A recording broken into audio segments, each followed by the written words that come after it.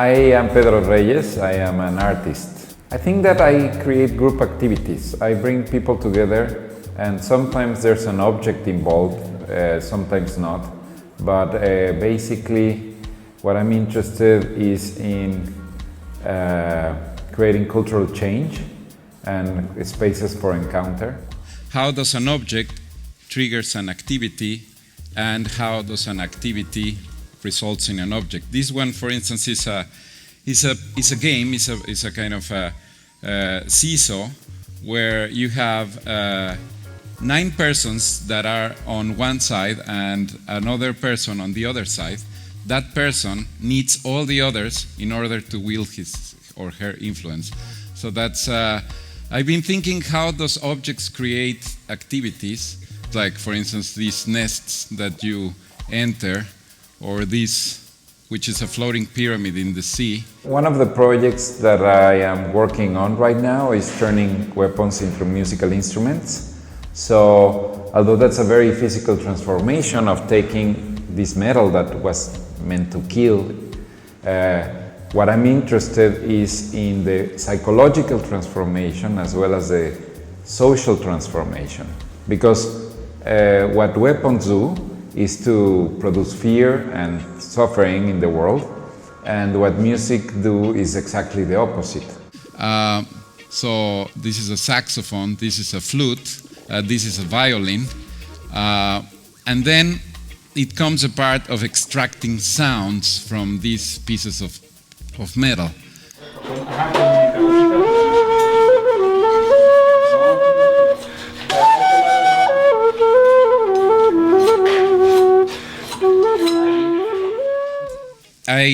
The project has evolved into a number of different instruments. I'm just going to show you a little video.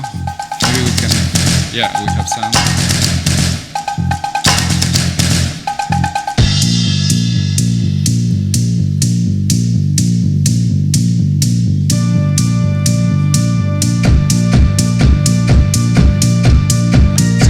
The boxes that you see there are ammunition boxes, and there are a number of, these are chargers for a AK-47.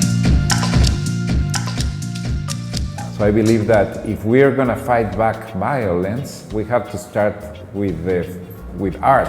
I want to share with you the sanatorium, and in the sanatorium, what the sanatorium is like a clinic.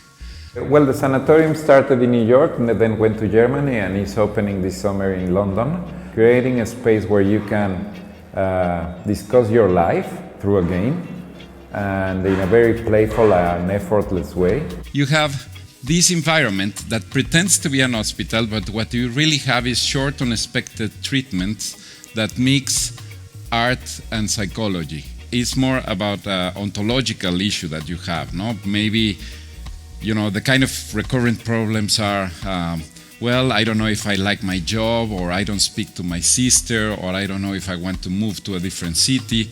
So whatever is your problem, you have 2 or 3 appointments where you're going to participate in a session. Sometimes they're individual sessions and sometimes there are group sessions where you have a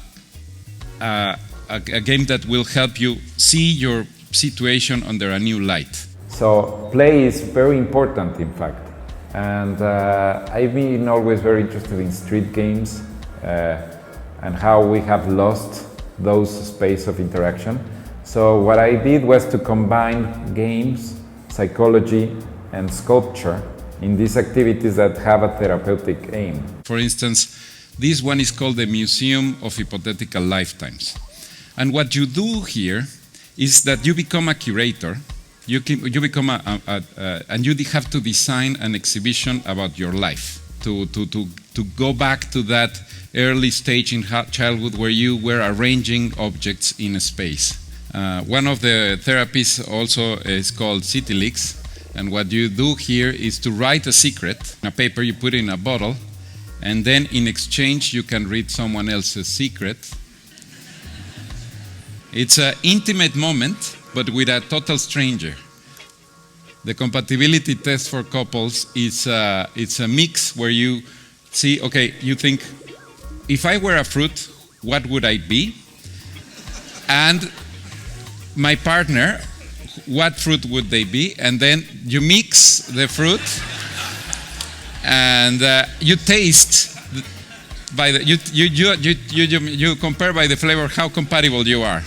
The idea is that you have like a lot of plasticity, because when you arrange objects in a table, or you have to make a physical expression, or have these kind of big toys that I make, that you have to find solutions and answers from these physical objects, it's somehow opening a space, a relation that you can have this human connection.